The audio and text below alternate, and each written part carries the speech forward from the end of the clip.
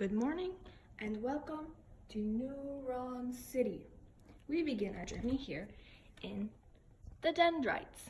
These are little finger-like things that will grab any messages and bring them to the soma, which is known as the cell body also. This is where energy builds up to pass messages through the rest of the neuron.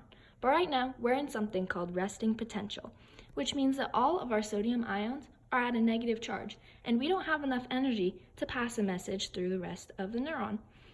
So we wait here in the soma for energy to build up until we pass something called the threshold, which is just a minimum amount of energy needed to pass our message through the cell.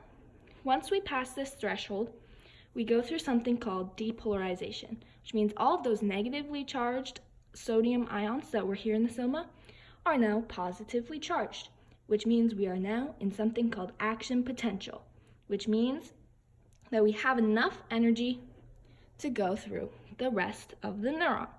And according to the all or nothing principle, because we've passed the threshold, we have to go through the rest of the neuron.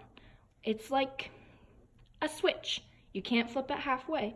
Once it's flipped, once you pass that threshold, you have to go through. You can't do it halfway.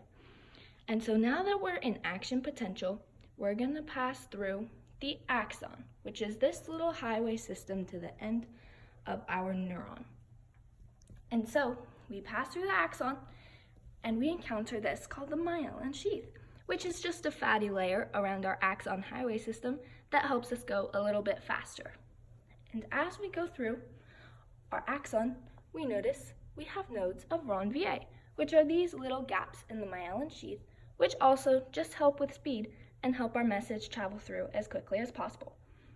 So we get all the way to the end where we have our axon terminals.